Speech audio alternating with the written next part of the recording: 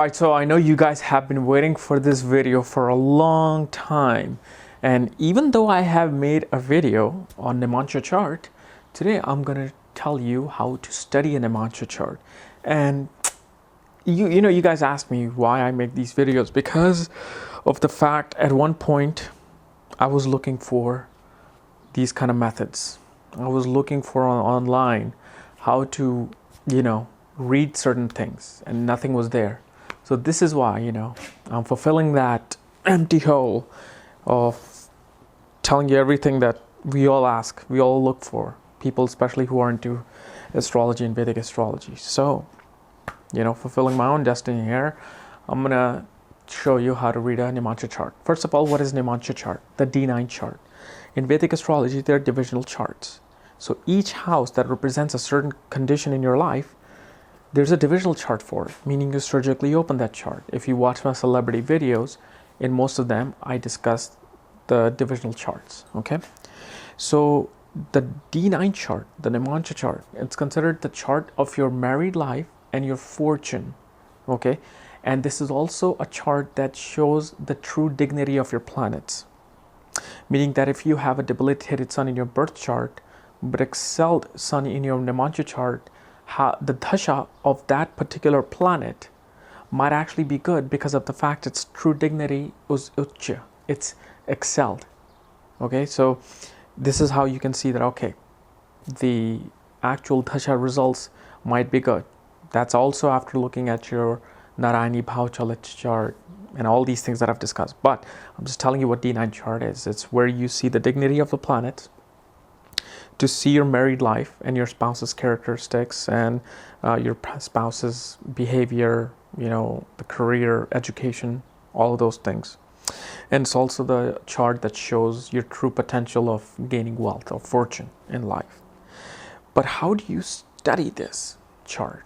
So I'm going to show you 4 of the most important concepts before you study everything else in Navamsa chart. So when you're looking at your D9 chart, the divisional chart of your fortune and your career, and to see the true dignity and soul of each planet, first thing you're going to look is the placement of your Atma Karaka in the D9 chart. What is Atma Karaka? Well, Atma Karaka is a planet that holds the highest degree in your main birth chart. Okay, so if your main birth chart, the highest degree is held by Mercury, and let's say Mercury is at 29 degrees. Look at the placement of Mercury in the D9 chart. Is it excelled? Is it in Mula Trikon? Is it in its own sign? Is it debilitated?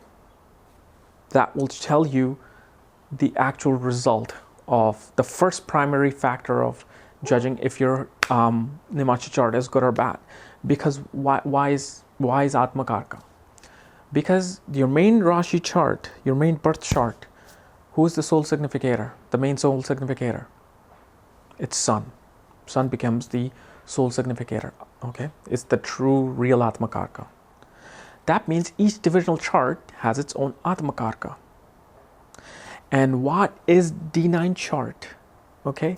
D9 chart is the soul of your actual soul of your birth chart. So the soul of the birth chart is then seen by Atma Karaka, Chara Atma Karaka, meaning the planet that's holding the highest degree, which can also be the sun, or it may not be the sun. So look at that. Look where that planet is placed. Mainly, the easiest way to look at this is that planet excelled or debilitated, or it's in a friendly sign or enemy sign, or it's in its own sign. Okay, based on these factors, you can see, okay, the chart has a strong soul to survive through anything. That means that no matter what happens, the chart has the power, the soul, a pure soul, to go through any kind of a hardship. Okay. Second, you look at the 9th house. Why the 9th house of the D9 chart? Because obviously it's the most important Trikon, Dharma Trikon house. Because you're pretty much opening up the 9th house of the main birth chart. So when you surgically open the main birth chart, the 9th house, it becomes important to look at the 9th house and the condition of that Lord. Is Lord of the ninth house debilitated or excelled? And this is the second procedure after the Atma Karaka. Is it debilitated, excelled in its own sign, or friendly sign? That's going to show you how well the religious attributes of your wife or husband's going to be, what kind of a higher wisdom they're bringing into the chart, and the luck that they're going to bring to you, okay, into the marriage. So that becomes the second most important. Third important is the actual main soul of the D9 chart. So if your birth chart, the main soul becomes the sun, like I always say in my videos, sun is your soul. The soul of the D9 chart is Venus. Look where Venus is placed. Look at the sign Venus is placed in. Is it debilitated, excelled, mula, or friendly sign? And the reason why Venus becomes the soul of D9 chart is because why? Venus signifies what? Venus signifies marriage. It's a soul, it's the main significator of marriage.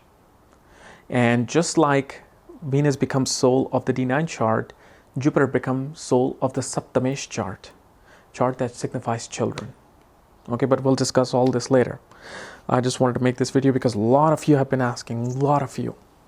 Okay, well, once you see how Venus is placed in your chart, then you look at the second last of the step, which is look at the position of the Amatya Karaka. What is Amatya Karaka? Amatya Karaka is the second planet that's holding the second highest degrees in your birth chart. So if I give you an example that Mercury is the Atma Karaka, so you look at the Mercury where it's placed, Amatya Karaka is a planet that's holding the second degree. So the second degree that is being held in your birth chart, let's say if it was Venus. Venus was holding the second degree, the highest degree. It becomes the minister to the Atma Karaka. Meaning the Atma Karaka, the soul lesson that you're here to learn, it will be learned through the help of the Amatya Karaka. So Amatya Karaka can also be used as a career thing. That, hey, your Amatya Karaka is going to push you and take you to your soul lessons that needs to be learned. So then look at the Amatya Karaka in the D9 chart. Where is it placed? Is it helping? Is it helping in the D9 chart Atma Karaka to its destination, the actual soul, the D9 soul's destination? So look at the Amatya Karaka. After that, you look at every other planet. After that, you look at Saturn, you look at Moon, Venus, where they're placed. But don't go to the other steps until you have completed these 4 steps. Now, if you have these planets excelled, that means fabulous, amazing chart. If you have planets in friendly signs, average chart with, happy married life, how 80% of the world is living a normal, happy married life, and, they grow up to be old and they see their grandchildren's, nothing big, nothing small, just a good life. If it's excelled, yes, you're looking at somebody who's a prime minister or somebody who is a film star. Or if it's debilitated, you can see if criminal or mafia people or somebody who's cheating people, con artists, and all these things are seen from that. So from those things you can see, but the most important thing is look at the Atma Karaka first, then look at the 9th house, then look at Venus's position. That becomes the actual soul of the D9. Then look at the Amatya Karaka. Then look at every other planet. Now, another thing you can see from the D9 chart is that if you're in your main birth chart, if your planet is debilitated and you're going to run through its Dasha, but that same planet is excelled in the Navamsa chart, that means that Dasha in the main beginning stages will give you a lot of struggle, but eventually it will give you very good results in the Dasha period time. But, for Dasha period, look also at the KP chart, which is the Narani Bhavachalit chart, that what houses it will signify. So even though Moon is placed in the 3rd house, but in Narani Bhavachalit is in the 2nd house, so it'll give effect according to that. But how will those effects will be good or bad? Again, can also be judged with the D9 chart. And if you want to know more about this stuff, simply go to an astrologer. somebody who does consultation, who has been doing this for 30, 40 years, these things that I'm telling you, I've learned from my own uncle, who's an astrologer for 30 years. The reason why I tell you these things is so you have a better understanding to when you go to an astrologer.